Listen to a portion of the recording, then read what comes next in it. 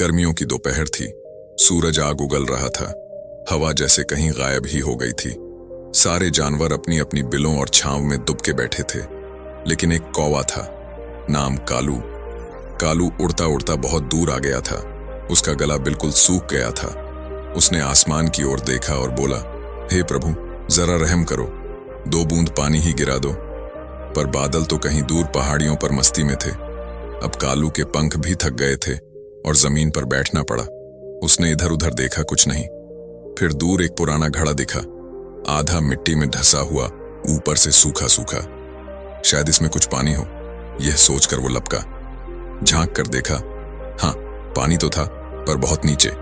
उसकी चोंच वहां तक पहुंच ही नहीं सकती थी। अब अगर आज का कोई और कौवा होता तो क्या करता? कहता, अरे छोड़ो, भागते हैं, कहीं और ढूंढते हैं। पर कालू ऐसा नहीं था। वह सोचता था, समस्या आई है तो हल भी होगा।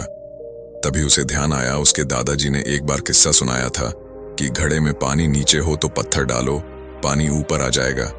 बस फिर क्या था? कालू ने पास पड़े कंकर बीन बीन कर घड़े में डालना शुरू किया। 1 2 3 घड़ा धीरे धीरे भरने लगा। पर जैसे ही पानी ऊपर आया, एक छोटा मेंढक भी छलांग मारकर बाहर आया। कालू चौंक गया। अरे तू कहां से आया? मेंढक हांफता हुआ बोला, भाई तू फरिश्ता है। मैं कल गलती से इस घड़े में गिर गया था। घड़ा गहरा था और निकल नहीं पा रहा था। अगर तू ना आता तो शायद अब तक। कालू मुस्कुराया, मैं तो बस अपनी प्यास बुझाने आया था।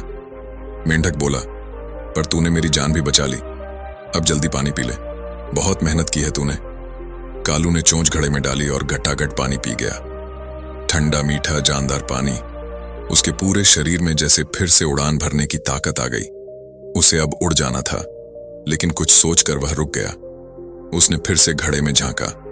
अब पानी तो ऊपर है, पर क्या पता अगले आने वाला जानवर कब आए। अगर तब तक पानी फिर नीचे चला गया तो? कालू ने दोबारा पत्थर उठाए और घड़े में तब तक डालता रहा जब तक पानी बिल्कुल ऊपर तक नहीं आ गया। मेंढक बोला, तू अब भी डाल रहा है?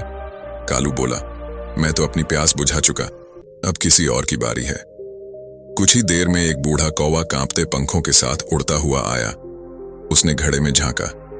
पानी देख उसकी आंखें भर आईं। धीरे से पानी पिया और कालू को देखा और बोला, बेटा, आजकल लोग अपने बात किसी को नहीं सोचते, तो मेरे लिए पहले से पानी छोड़ दिया।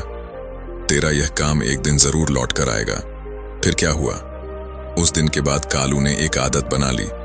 जहां कहीं भी पानी पीता, वहां थोड़ा पानी और छोड़कर आता। धीरे धीरे जंगल के दूसरे पक्षी और जानवर भी ऐसा करने लगे और कुछ महीनों में ही जंगल में एक नई परंपरा बन गई। पानी सिर्फ अपने लिए नहीं होता। जो तृप्त हो गया वो किसी प्यासे के लिए रास्ता जरूर छोड़े। इस कहानी से हमें यह सीख मिली कि जिंदगी सिर्फ अपनी प्यास बुझाने का नाम नहीं, दूसरों की प्यास बुझाना ही असली इंसानियत है। और कभी ना भूलो, एक पत्थर से अगर पानी ऊपर आ सकता है तो एक सोच से दुनिया बदल सकती है। वीडियो अच्छा लगा तो चैनल को लाइक करें और सब्सक्राइब करें।